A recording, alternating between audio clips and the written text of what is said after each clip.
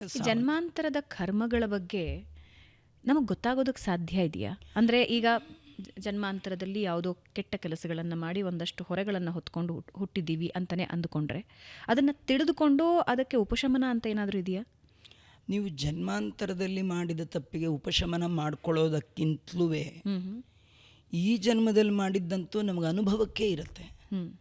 ನಾವು ಏನು ಮಾಡಿದ್ದೀವಿ ಅಂತ ನಾವು ಇನ್ನೊಬ್ಬರಿಗೆ ಹೇಳಬೇಕಾದ್ದಿಲ್ಲ.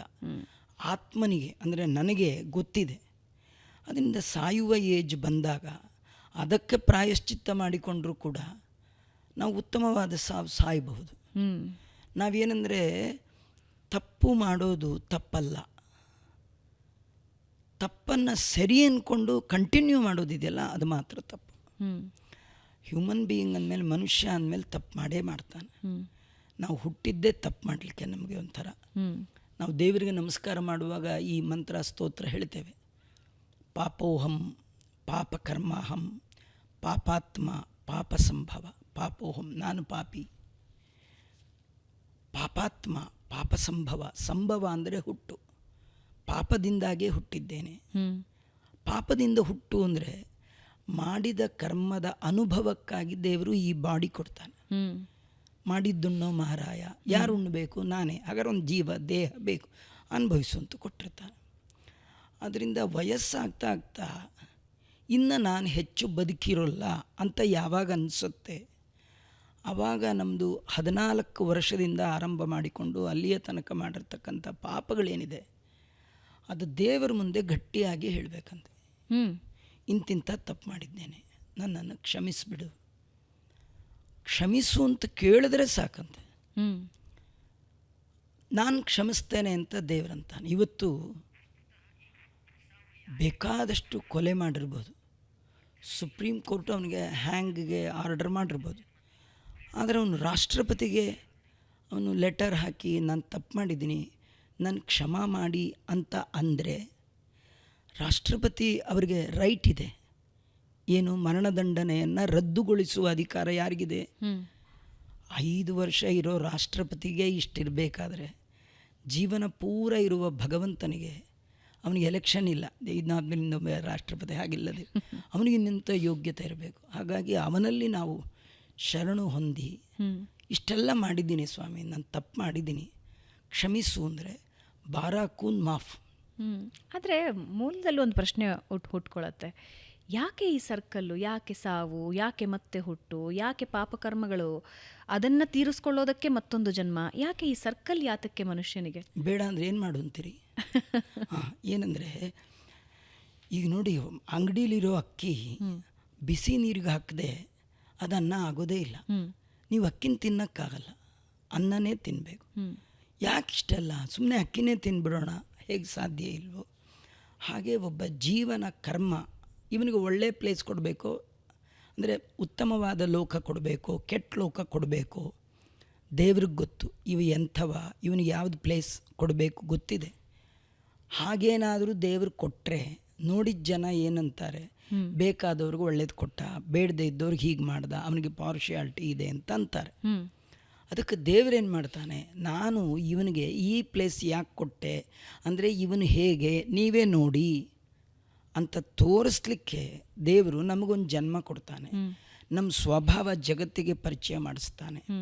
ಕೆಲವರು ಮಾತಾಡುವಾಗಂತ ನಿಮ್ಮನ್ನೇನೋ ಅಂದ್ಕೊಂಡಿದ್ದೆ, ಮೊನ್ನೆ ಗೊತ್ತಾಯಿತು ನಿಮ್ಮ ಬಗ್ಗೆ ಅಂತ. ಅಕ್ಕಿಯನ್ನು ನೋಡಿದ ತಕ್ಷಣ ಇದು ಒಳ್ಳೆಯದಾ ಕೆಟ್ಟದ್ದಾ ಗೊತ್ತಾಗಲ್ಲ. ಅದು ಕುದಿಯೋ ನೀರಿಗೆ ಹಾಕಿದಾಗ ಮಾತ್ರ, ಅದು ಬಾಯ್ಲ್ ಆದಾಗ ಮಾತ್ರ ಇದು ಒಳ್ಳೆಯದಾ ಕೆಟ್ಟದ್ದಾ ಗೊತ್ತಾಗುತ್ತೆ. ಹಾಗೆ ಸಂಸಾರ ಅಂದರೆ ಹುಟ್ಟು ಸಾವು ಅನ್ನುವ ಸಂಸಾರದಲ್ಲಿ ಜೀವನ ಹಾಕಿ ಅವನಿಗೊಂದು ಬಾಡಿ ದೇಹ ಕೊಟ್ಟಾಗ ಅವನ ಕರ್ಮಗಳನ್ನು ಅನುಭವಿಸುವಾಗ ಅವನ ಮೆಂಟ್ಯಾಲಿಟಿ ನೋಡಿ ದೇವರು ಅವನಿಗೆ ಒಳ್ಳೆ ಪ್ಲೇಸೋ ಕೆಟ್ಟ ಪ್ಲೇಸೋ ಕೊಡ್ತಾರೆ. ಅದರಿಂದ ಈ ಪ್ರೋಸೆಸ್ ಬೇಕೇ ಬೇಕು. ಈ ಪುನರ್ಜನ್ಮದ ಬಗ್ಗೆ ಹೀಗೆ ಸಾರ್ವಜನಿಕರು ಸಾಮಾನ್ಯರು ಮಾತನಾಡೋದು, ಈ ಜನ್ಮದಲ್ಲಿ ಮನುಷ್ಯನಾಗಿದ್ದೀವಿ, ಮುಂದಿನ ಜನ್ಮದಲ್ಲಿ ಯಾವ ಪ್ರಾಣಿ ಆಗ್ತೀವೋ ಏನೋ ಅಂತ ಮಾತಾಡ್ತಾರೆ. ಅದು ಹೌದಾ? ಮನುಷ್ಯನಾಗೇ ಹುಟ್ಟುತ್ತಾನ? ಇಲ್ಲ, ಅದು ನಮ್ಮಲ್ಲಿ ಏನಾಗಿದೆ, ಅದು ಒಂದು ಪದ್ಯನೇ, ದಾಸರಾಯರ ತುಂಬ ಪ್ರಸಿದ್ಧ ಪದ್ಯ. ಏಸು ಕಾಯಂಗಳ ಕಳೆದು 84 ಲಕ್ಷ ಜೀವರಾಶಿಯನ್ನು ದಾಟಿ ಬಂದ ಈ ಶರೀರ ಏಸು ಕಾಯಂಗಳು, ಕಾಯ ಅಂದರೆ ಬಾಡಿ, ಏಸು ಅಂದರೆ ಎಷ್ಟೊಂದು, ಏಸು ಕಾಯಂಗಳ ಕಳೆದು ಅಂದರೆ ದಾಟಿ ದಾಟಿ ದಾಟಿ ಅದು ಎಷ್ಟು ದಾಟಿದ್ದೀವಿ? 84 ಲಕ್ಷ. ಅಂದರೆ 84 ಲಕ್ಷದಲ್ಲಿ 83,99,999 ಆದಮೇಲೆ ಮಾನವ ಬಾಡಿ. ಈಗ SLC ಓದ್ತಾನೆ ಅಂದರೆ 1, 2, 3 ಮುಗಿಸ್ಕೊಂಡು ಆ ಒಂದು ಸ್ಟೇಜು ಪ್ರೀ ಯೂನಿವರ್ಸಿಟಿ, ಆಮೇಲೆ ಡಿಗ್ರಿ. ಇದು ಕ್ರಮಬದ್ಧವಾಗಿ. ಹಾಗೆ ಮನುಷ್ಯ ಆಗಬೇಕಂದ್ರೆ ಏಕಾಏಕಿ ಯಾರೂ ಆಗಲ್ಲ. ಗೆಸ್ಟೆಡ್ ಆಫೀಸರ್ ಆಗಬೇಕಂದ್ರೆ ಏಕಾಏಕಿ ಇಲ್ಲ. ಅದಕ್ಕೆ ಪ್ರೋಸೆಸ್ ಇದೆ, ಕ್ರಮ ಇದೆ, ಅದಕ್ಕೆ ಆಗಿರ್ತಕ್ಕಂಥ ಶಿಕ್ಷಣ ಇದೆ, ಅದಕ್ಕೆ ಆಗಿರ್ತಕ್ಕಂಥ ಟ್ರೈನಿಂಗ್ ಇದೆ, ಅದಕ್ಕೆ ಆಗಿರ್ತಕ್ಕಂಥ ಅನುಭವಗಳಿರುತ್ತೆ. ಇದೆಲ್ಲರ ಆಧಾರದ ಮೇಲೆ ಕೊಡ್ತಾರೆ ವಿನ ನಮ್ಮ ಚಿಕ್ಕಪ್ಪನ ಮಗ ಇವನು ಕೊಟ್ಬಿಡೋಣ ಅಂತ ಯಾರಿಗಾರ ಕೊಡ್ಲಿಕ್ಕೆ ಬರುತ್ತಾ? ಯಾವುದೇ ಮಿನಿಸ್ಟ್ರ್ ಇದ್ದರು, ಏನೇ ಇದ್ದರು, ಅವ್ರ ಮಗನಿಗೆ IAS ಆಫೀಸರ್ ಪೋಸ್ಟ್ ಕೊಡಲಿಕ್ಕೆ ಬರಲ್ಲ. ಅದೊಂದು ಕ್ರಮ ಇದೆ. ಹಾಗೆ ಈ ಮನುಷ್ಯ ಜನ್ಮ ಅಂತಿದೆಯಲ್ಲ, ಇದು ಎಲ್ಲ ಕಳ್ಕೊಂಡು ಬಂದಿರುವಂಥದ್ದು. ನಿಮ್ಮ ಪ್ರಶ್ನೆ ಏನಂದರೆ, ಇವನು ಮನುಷ್ಯ ಆದವ ಅಗೈನ್ ಮನುಷ್ಯನೇ ಆಗ್ತಾನ ಅಂತ. ಇದು ಹಾಗೆ ಸಾಧ್ಯ ಇಲ್ಲ. ಯಾಕಂದರೆ ಈಗ ನೀವೆಲ್ಲ ನೋಡಿರೋದು, ಈಗೆಲ್ಲ ಮಕ್ಕಳು ಆಡೋದ್ರಲ್ಲಿ ಬಿಟ್ಟುಬಿಟ್ಟಿದ್ದಾರೆ. ಈ ಹಾವು ಏಣಿ ಆಟ, ಸ್ನ್ಯಾಕ್ ಆ್ಯಂಡ್ ಗ್ಲ್ಯಾಡರ್ ಅಂತ ಒಂದು ಆಟ ಇತ್ತು. ನೀವು ಆಡಿದ್ರೆ ನೋಡಿದ್ರೆ ಗೊತ್ತಿಲ್ಲ. ಹಾವು ಏಣಿ ಆಟ.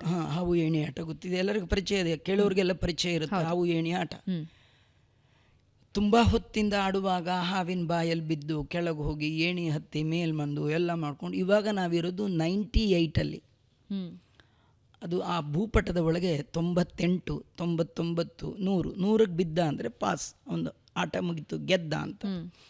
ನಾವಿರೋ ಪ್ಲೇಸಿಗೆ ಎಷ್ಟಂದರೆ 98. ಇದ್ರ ನೆಕ್ಸ್ಟ್ ಪ್ಲೇಸು 99 ಇದೆಯಲ್ಲ, ಅಲ್ಲೊಂದು ದೊಡ್ಡ ಹಾವಿದೆ. ಆ ಹಾವಲ್ಲಿ ಬಿದ್ದರೆ, ಒಂದು ಗರ ಬಿದ್ದು ಅದರಲ್ಲಿ ಬಿದ್ದರೆ 1ನೇ ನಂಬರ್ಗೆ ಬಂದುಬಿಡ್ತೀರಿ.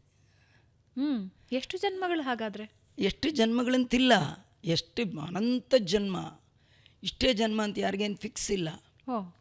ಫಿಕ್ಸ್ ಇದ್ದರೆ 10 ಜನ್ಮ, 8 ಆಯಿತು, ಇನ್ನೆರಡು ಆಗೋದ್ರೆ ಆಯಿತು, ಮುಗಿದೋಯ್ತು, ಮುಕ್ತಿ ಸಿಕ್ತು, ಹಂಗಿಲ್ಲ. 8ನೇ ಜನ್ಮದಲ್ಲಿ ಅದಕ್ಕೆ ಹೇಳ್ತಾರೆ, ಮನುಷ್ಯನಿಗೆ 14 ವರ್ಷ ಆದಾಗ ಒಂದು ದಿನ ಎಲ್ಲ ತಿಳಿದವ ಒಬ್ಬ ಒಂದು ದಿನ ಬದುಕಿದ್ರೆ ಮಿನಿಮಮ್ 14 ಜನ್ಮಕ್ಕೆ ಬೇಕಾಗುವಷ್ಟು ಒಳಿತು ಕೆಡುಕುಗಳನ್ನು ಮಾಡ್ತಾನೆ. 14 ಬಾರಿ ಮತ್ತೆ ಜನ್ಮ ಎತ್ತುವಷ್ಟು ಕರ್ಮವನ್ನು ಮಾಡ್ತಾನೆ. ಹಾಗಿರುವಾಗ ನಾವು 1 ತಿಂಗಳು ಬದುಕಿದ್ರೆ ಎಷ್ಟು ಜನ್ಮ ಆಯಿತು? 1 ದಿನಕ್ಕೆ 14 ಜನ್ಮ, 10 ದಿನಕ್ಕೆ 140 ಇಂಟು 30, ಎಷ್ಟು ಹೇಳಲಿಕ್ಕೆ ಸಾಧ್ಯವೇ ಇಲ್ಲ. ಮತ್ತು ಸಾಮಾನ್ಯವಾಗಿ ಎಲ್ಲರೂ ಮಾತಾಡುವಂಥ ಒಂದು ಒಳ್ಳೆ ಮಾತಿದೆ ನೋಡಿ, ಈ ತಾಯಿ ಋಣ 7 ಜನ್ಮಕ್ಕೆ ತೀರ್ಸೋಕ್ಕಾಗಲ್ಲ ಅಂತ ಹೇಳ್ತಾರಲ್ಲ. ಈಗ ಯಾವುದೋ ಒಂದು ತಾಯಿ, ಆ ತಾಯಿ ಹೊಟ್ಟೆಲಿ ಹುಟ್ಟಿದ್ರಿ, 7 ಜನ್ಮ ತೀರಿಸ್ಲೇ ಇಲ್ಲ, ಏನೂ ಮಾಡಲಿಲ್ಲ, ಅಮ್ಮನಿಗೆ ಏನೂ ಮಾಡಲಿಲ್ಲ. ನೀವು ಸತ್ರಿ, ನಿಮ್ಮ ಹಿಂದೆ 7 ಜನ್ಮದ ಋಣ ಉಳ್ಕೊಂಡಿದೆ. ಆ ಅಮ್ಮನ ಹೊಟ್ಟೆಲೆ ಮತ್ತೆ ಹುಟ್ಟಲ್ಲ ಇನ್ನೊಂದಮ್ಮ, ಅವಳದು 7 ಜನ್ಮ, 14 ಜನ್ಮ ಆಯಿತು. ಹೀಗೆ ಎಷ್ಟು ಜನ್ಮಗಳ ಋಣ ಇದೆ, ಎಷ್ಟು ಸಾಲ ಇದೆ, ನಮ್ದು ಎಷ್ಟು ಪಾಪಗಳಿದೆ, ಅದರದೆಲ್ಲ ಎಂಡ್ಲೆಸ್. ಹೀಗೆ ತಮಾಷೆಗೊಂದು ಪ್ರಶ್ನೆ ನೆನಪಾಯಿತು. ಈ ಪತಿ ಪತ್ನಿ ಅದೇ ಸಂಬಂಧ ಕುದುರುವಾಗ ಅಥವಾ ಮದುವೆ ಆಗೋವಾಗ 7 ಜನ್ಮಕ್ಕೂ ನೀನೇ ನನ್ನ ಸತಿ, 7 ಜನ್ಮಕ್ಕೂ ನೀನೇ ನನ್ನ ಪತಿ ಅಂತ ಅಂತಾರೆ. ಸಾಧ್ಯ ಇದೆಯಾ ಅದು?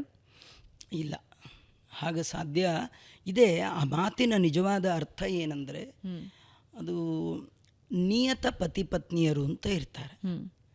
ಅಂದರೆ ಮೋಕ್ಷಕ್ಕೆ ಹೋಗುವಾಗ ಗಂಡ ಹೆಂಡತಿ ಆಗೋರು ಅಂತಲೇ ಇರ್ತಾರವರು, ಸ್ವರೂಪದಲ್ಲೇ ಇರ್ತಕ್ಕಂಥದ್ದು. ಅವರೇ ಎಲ್ಲಾದರೂ ಮಧ್ಯದಲ್ಲಿ ಸಿಕ್ಕಿದ್ರೆ ಅವ್ರಿಗೆ ಮಾತ್ರ ಸೂಟ್ ಆಗುವಂಥದ್ದು.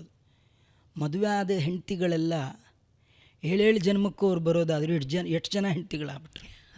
ಹಾಗೆ ಬರಲ್ಲ. ಯಾವುದೋ ಗಂಡ ಯಾವುದೋ ಹೆಂಡತಿ. ಏನಂದರೆ ನಾವು ಎಲ್ಲೋ ಹೋದಾಗ ಟ್ರೈನಲ್ಲಿ ಪ್ರಯಾಣ ಮಾಡುವಾಗ, ಡೆಲ್ಲಿಗೆ ಹೋಗ್ತಾ ಇರುವಾಗ 3-4 ದಿನ ಆಗುವಾಗ ನಮ್ಮ ಪಕ್ಕದಲ್ಲಿ ಯಾರ್ಯಾರೋ ಪ್ಯಾಸೆಂಜರ್ಸ್ ಇರುವ ಹಾಗೆ ಜೀವನ ಅನ್ನುವ ದೊಡ್ಡ ಪ್ರಯಾಣದ ಒಳಗೆ ಹೆಂಡತಿಗೆ ಗಂಡ, ಗಂಡನಿಗೆ ಹೆಂಡತಿ, ಮಕ್ಕಳು ಪ್ಯಾಸೆಂಜರ್ಸ್ ಅಷ್ಟೇ. ಆದರೆ ಅಲ್ಲೊಂದು ಮಾನವೀಯತೆ ಇದೆ. ಯಾರಿಗೆ ನೀವು ಏನು ಮಾಡಬೇಕೋ ಅದನ್ನು ಮಾಡಬೇಕು.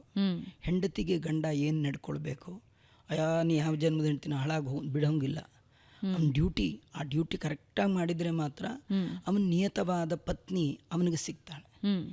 ಈ ಗಂಡ ಅನ್ನುವ ಅಧಿಷ್ಠಾನ, ಮೀಡಿಯಾ, ಮಾಧ್ಯಮ, ಅದರೊಳಗೆ ಆ ಗಂಡನಿಗೆ ಮಾಡಬೇಕಾದ್ದು ಹ್ಯುಮ್ಯಾನಿಟಿ ಏನಿದೆ ಅದನ್ನು ಹೆಂಡತಿ ಮಾಡಿದರೆ ಅವಳಿಗೆ ನಿಯತವಾದ ಪತಿ ಸಿಗ್ತಾನೆ. ಆ ಪತಿ 7 ಜನ್ಮಕ್ಕೂ ಸಿಗುವಂಥದ್ದು. ಈಗ ಸಿಗೋರೆಲ್ಲ ಏನಂದರೆ ತಾತ್ಕಾಲಿಕವಾದದ್ದೇವಿನ ಇವು ಯಾವುವೂ ಅಲ್ಲ. ಆದ್ದರಿಂದ ಇವು ನೀವು 7 ಜನ್ಮಕ್ಕಿರಲಿ ಅಂತ ಅಂದ್ಕೊಂಡಿರ್ತಾರೆ. ಮದುವೆ ಆಗಿರುತ್ತೆ, ಅವತ್ತೇ ದೇವಸ್ಥಾನಕ್ಕೆ ಹೋಗಿರ್ತಾರೆ, ಕೈ ಮುಗಿದು ಇಬ್ಬರು ಅರ್ಧ ಗಂಟೆ ಕೈ ಮುಕ್ಕೊಂಡು ಗಂಡ ಕೇಳ್ತಾನೆ, ನೀ ಏನೇನು ಕೇಳಿದೆ ವರ ಅಂತ. ಹೆಂಡತಿ ಹೇಳ್ತಾಳೆ, ನನಗೆ ನೀವೇ 7 ಜನ್ಮಕ್ಕೂ ಬೇಕು ಅಂತ. ನೀವೇನು ಕೇಳಿದ್ರಿ? ನನಗೆ ಇದೇ 7ನೇ ಜನ್ಮ ಆಗಲಿ ಅಂತ ಕೇಳಿದೆ.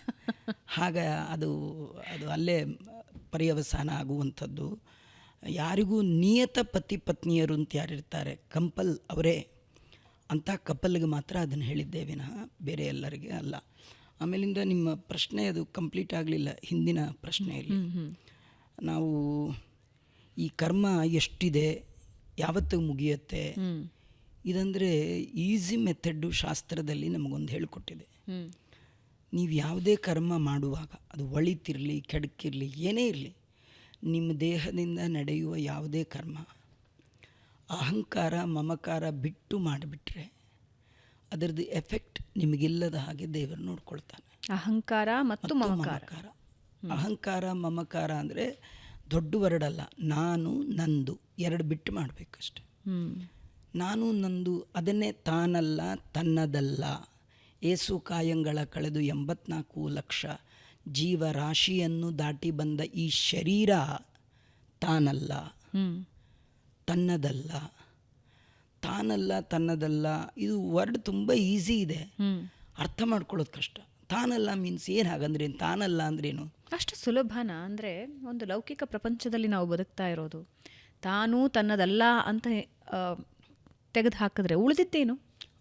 ಅಲ್ಲ, ಅದಕ್ಕೆ ನೀವು ತಾನಲ್ಲ ತನ್ನದಲ್ಲ ಅಂದರೆ ಏನಂತ ತಿಳ್ಕೊಂಡಿದ್ದೀರಿ ಅದು ಗೊತ್ತಾಗಬೇಕಲ್ಲ ಮೊದಲು. ಉಳಿದಿದ್ದೇನು ಅಂತ ಯಾವಾಗ ಕೇಳ್ತೀರಿ? ಇದನ್ನು ತಿಳಿದಾಗ ಕೇಳ್ತೀರಿ. ಇದೇ ತಿಳಿದೆ ಉಳಿದದ್ದೇನು ಅಂತ ಕೇಳಲಿಕ್ಕೆ ನಿಮಗಿಲ್ಲ. ನಮ್ಮಲ್ಲಿ ತಾನಲ್ಲ ತನ್ನದಲ್ಲ ಅಂದರೆ ನಿಮಗೆ ಲೌಕಿಕವಾಗಿ ಅದರ ಉದಾಹರಣೆ ಕೊಟ್ಟಾಗ ಮಾತ್ರ ಅರ್ಥ ಆಗುತ್ತೆ ವಿನಃ ಕೇವಲ ವರ್ಡ್ ನಿಮಗೆ ಅರ್ಥ ಆಗೋದೇ ಇಲ್ಲ. ಅವರಂಥ ಅನುಭವದ ವರ್ಡ್ಗಳನ್ನು ಇಟ್ಟಿರ್ತಾರೆ. ಈಗ ಟೆನೆಂಟು ಮನೇಲಿರುವಾಗ ಆ ಟೆನೆಂಟನ್ನು ಕೇಳಿ, ಈ ಮನೆ ನೀನಾ? ನಾನಲ್ಲ ಮನೆ, ಇದು ರಾ ಮೆಟೀರಿಯಲಿಂದ ಆಗಿರುವಂಥದ್ದು, ಮನೆ ತಾನಲ್ಲ. ಹೋಗಲಿ ನಿಂದ, ಇಲ್ಲ ಓನರ್ ಮೇಲಿದ್ದಾನೆ, ತಾನಲ್ಲ ತನ್ನದಲ್ಲ. ಹಾಗೆ ಜೀವವಾಸ ಮಾಡುವ ಈ ಮನೆ ತಾನಲ್ಲ ಮೀನ್ಸ್ ಜೀವನೇ ದೇಹ ಅಲ್ಲ. ತುಂಬ ಜನ ಆತ್ಮೈಕ್ಯ ಅಂತ ಹೇಳ್ತಾರೆ. ಭಸ್ಮೀಭೂತಸ್ಯ ದೇಹಸ್ಯ ಪುನರಾಗಮನಂ ಕುತಃ. ಒಮ್ಮೆ ಜೀವನ ನಡೆಸಿದವನ್ನ ಬೆಂಕಿಲಿಟ್ಟು ಸುಟ್ಟ ಮೇಲೆ ಅವನು ಇನ್ನೆಲ್ಲಿ ಬರ್ತಾನೆ? ಮುಗೀತು. ಇದು ದೇಹ ಆತ್ಮ ಒಂದೇ ಅಂತ ತಿಳ್ಕೊಂಡವನು ಮಾತ್ರ ಆ ರೀತಿ ಮಾತಾಡ್ತಾರೆ. ಆತ್ಮ ಬೇರೆ ದೇಹ ಬೇರೆ, ಇದು ಸರಿಯಾದ ವಿವೇಕ, ನಾಲೆಡ್ಜ್. ಅದರಿಂದ ಆತ್ಮ ಹೇಳ್ತಾನೆ ತಾನಲ್ಲ, ನಾ ದಪ್ಪಗಿದ್ದೀನಿ, ನಾ ಸಣ್ಣಗಿದ್ದೀನಿ, ಇದು ನಾನಲ್ಲ. ಆತ್ಮನಿಗೆ ದಪ್ಪ ಸಣ್ಣ ಹೈಟು ವೇಟು ಇಲ್ಲ. ಸೋಲ್ ಆರ್ ಸೇಮ್. ಎಲ್ಲರ ಆತ್ಮ ಸೇಮ್ ಇದೆ. ಅದು ಇರುವೆ ಆತ್ಮ, ಆನೆ ಆತ್ಮ, ಮನುಷ್ಯರ ಆತ್ಮ, ಕ್ವಾಲಿಟಿ ಕ್ವಾಂಟಿಟಿ ಸೇಮ್. ಅದ್ರ ಮೇಲಿರುವಂಥ ಬಾಡಿ ಮಾತ್ರ ದಪ್ಪ ಸಣ್ಣ ಉದ್ದ ಎತ್ತರ ಇದೆಲ್ಲ ಪ್ರಾಡಕ್ಟ್ ಸೇಮ್, ರ್ಯಾಪರ್ ಚೇಂಜ್. ದೇವರು ಈ ರ್ಯಾಪರ್ ಕೊಟ್ಟಿದ್ದಾನೆ. ಈ ರ್ಯಾಪರು ಕೂಡ ಅವರವ್ರ ಯೋಗ್ಯತೆಗೆ ತಕ್ಕ ಹಾಗೆ, ಅವರವ್ರ ಪುಣ್ಯಕ್ಕೆ ತಕ್ಕ ಹಾಗೆ, ಧನಕ್ಕೆ ತಕ್ಕ ಹಾಗೆ. ನೀವು ಒಳ್ಳೆ ದುಡ್ಡು ಕೊಟ್ಟಿದ್ರೆ ಒಳಗೆ ಎಂಥ ಐಟಮ್ ಇದ್ದರೂ ಒಳ್ಳೆ ರ್ಯಾಪರ್ ಹಾಕಿ ಪ್ರೆಸೆಂಟ್ ಮಾಡಲಿಕ್ಕೆ ಚೆನ್ನಾಗಿರುವ ಹಾಗೆ ಮಾಡಿಕೊಡ್ತಾರೆ.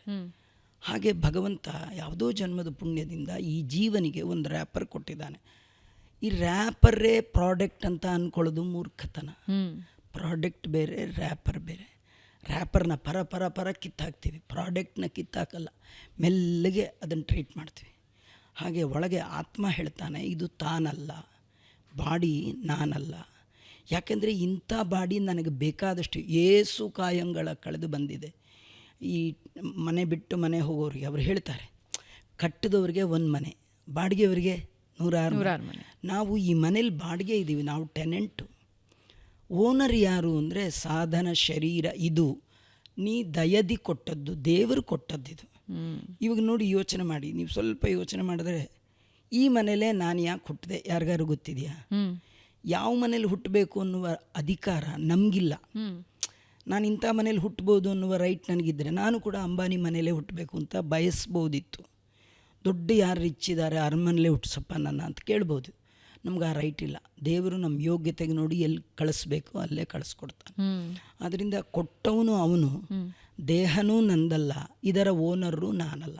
ಅದರಿಂದ ತಾನಲ್ಲ ಅಂತಂದಾಗ ಅಲ್ಲಿ ಅವನು, ಹಾಗಾಗಿ ತಾನಲ್ಲ, ನಂದೇನಿಲ್ಲ ಇದರೊಳಗೆ ಅಂದರೆ ಅಹಂಕಾರ ಮಮಕಾರ ಬಿಟ್ಟು ಜೀವ ಕರ್ಮ ಮಾಡಬೇಕು.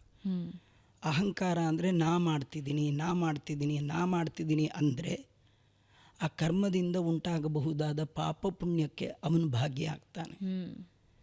ನೀವು ಎಕ್ಸ್ಪೆಕ್ಟೇಷನ್ನಿಂದ ಮಾಡಿದ್ರೆ ಮಾತ್ರ ದುಃಖಕ್ಕೆ ಕಾರಣ ಆಗ್ತೀರಿ. ನಂದು ಈ ಕರ್ಮ ಮಾಡಿದ್ರೆ ಇದರದ್ದೇನು ರಿಸಲ್ಟ್ ಬರುತ್ತೆ, ಇದು ನಂದು. ನಿಮಗೆ ಎಕ್ಸ್ಪೆಕ್ಟೇಷನ್ನೇ ಇಲ್ಲ ಅಂದರೆ ದುಃಖವೇ ಇಲ್ಲ. ಆಶಾಹಿ ಪರಮಂ ದುಃಖಂ ನೈರಾಶ್ಯಂ ಪರಮಂ ಸುಖಂ ಅಂತ. ಆಶೆ ಮಾಡಬಾರ್ದು ಅಂದರೆ ಏನು, ಕೇಳಬಾರ್ದು ಅಂತ ತಾತ್ಪರ್ಯ ಅಲ್ಲ. ಏನು ಕೊಡ್ತೀಯೋ ಕೊಡಪ್ಪ. ನೀವು ಡಿಮಾಂಡ್ ಇಲ್ಲ, ಬೆಗ್ಗ ಇಲ್ಲ, ಡಿಮ್ಯಾಂಡು ಇಲ್ಲ. ನೀ ಕೊಟ್ಟದ್ದು ಸಾಕು, ಇಟ್ಟಂಗೆ ಇರುವೇನೋ ಹರಿಯ, ನೀ ಏನು ಕೊಡ್ತೀಯೋ ಕೊಡು. ನಾನೇನು ಮಾಡಲಿಲ್ಲ, ಇದು ನೀನು ನನ್ನೊಳಗೆ ನಿಂತು ಮಾಡಿಸಿದ್ದೀಯ, ಇದಕ್ಕೆ ಏನು ಕೊಡ್ತೀಯೋ ಕೊಡು ಅಂದರೆ ಆ ಕರ್ಮ ನಿಮ್ಮ ಮುಂದಿನ ಜನ್ಮಕ್ಕೆ ಪಾಪವೋ ಪುಣ್ಯವಾಗಿ ನಿಮ್ಮ ಹಿಂದೆ ಬರೋಲ್ಲ. ಕಟ್ ಅಲ್ಲಿಗೆ ಕಟ್. ಹಾಂ, ನೀವು ಎರಡು ಬಿಟ್ಟರೆ ಕಟ್ಟಲ್ಲ, ಕಂಟಿನ್ಯೂ ಆಗುತ್ತೆ. ಕಂಟಿನ್ಯೂ ಆಗಬೇಕಾದ್ರೆ ನಾ ಮಾಡಿದೆ ನಂದು, ಇದು ಕಂಟಿನ್ಯೂ ಆಗುವಂಥದ್ದು. ಕರ್ಮ ಸೇಮ್, ಭಾವ ವ್ಯತ್ಯಾಸ ಆದರೆ ಕರ್ಮದ ಫಲ ವ್ಯತ್ಯಾಸ ಇದೆ. ಚಾಕು ಹಾಕೋದು ಒಂದೇ, ಬೀದಿಲಿ ಹಾಕಿದ್ರೆ ಮರ್ಡರ್, ಆಸ್ಪತ್ರೆಯಲ್ಲಿ ಹಾಕಿದ್ರೆ ಆಪ್ರೇಷನ್.